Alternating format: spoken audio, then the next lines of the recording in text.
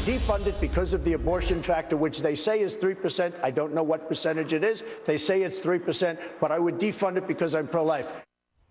That was then candidate Trump just over a year ago. And while the House GOP is now attempting to make good on that promise, President Trump offered Planned Parenthood a deal. Don't do abortions and keep your federal funding. The organization quickly refused that offering. In moments, we're going to be joined by a representative from Planned Parenthood. But first, to debate the fallout politically, Dana Loesch is host of Dana on the Blaze TV. And Krystal is a senior fellow at the New Leaders Council and the author of the new book. And we're going to tell you all about that book coming up. I don't have the title, but I know it's going to be awesome. Krystal, thank you. There it is, Reversing the Apocalypse. All right. Thank you both for joining us. Thank you, Shannon. It's good to have you with us. All right. Krystal, do you think that the president thought they would potentially take this deal? It wasn't floated publicly. Do you think the private conversation, there was any legit chance they'd take it?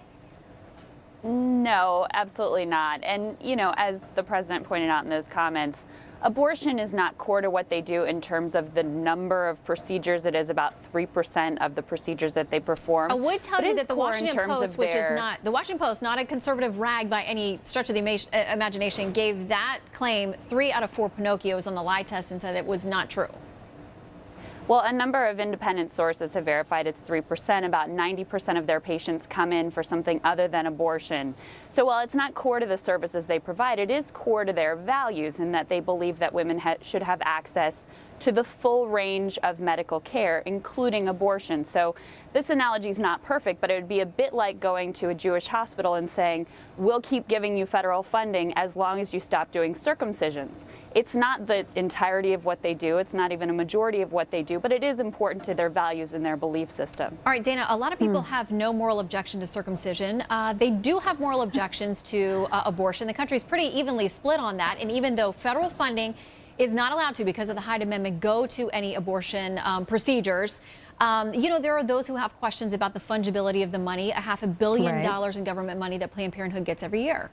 Exactly. Well, and to your point, Shannon, if it's only 3%, of the services offered, then what's the big deal about eliminating that in order to continue receiving those valuable taxpayer dollars? To me, it seems like an easy decision to make. But unfortunately, that's a little bit fuzzy math. I think the analogy that has been used before, or rather the example to highlight this, it's like saying you're going to a baseball game to watch baseball, but because you buy a hot dog, it looks like Major League Baseball is just in the business of selling hot dogs. That's kind of that's the bulk of what they do. It's weird in how they count it. And you're right, there are a number of entities out there which says that number is completely false. But more so, Cecile Richards herself said that 86% of Planned Parenthood's revenue comes from performing abortions. This is a for-profit business that should not be receiving as much federal money as they are receiving.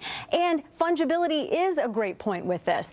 This money that is given to Planned Parenthood, $500 million annually, allows them to continue this abortion mill business that they're running. Without that, they wouldn't be able to run the abortion mill business. And you have community health centers that provide the actual full suite of health care services for women. They provide better care, they provide prenatal care, and they outnumber Planned Parenthood 3 to 1 in every single state in the United States.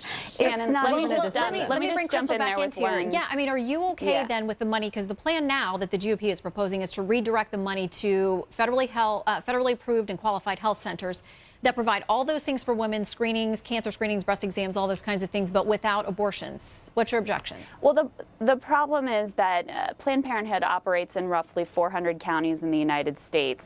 And out of those 400 counties, in 100 of them, there is no other clinic that offers, in particular, access to low-income women for contraceptive services. And one thing that we've seen over the past 8 years is we've actually seen a huge decline in the rate of abortions that's been tied to increased access to contraception. Okay. So in a way here, you're cutting off your nose to spite your face. Right. This has been successful in reducing abortions. If women, and in particular low-income women, don't have access to birth control, so it's community health centers. We got to leave it there.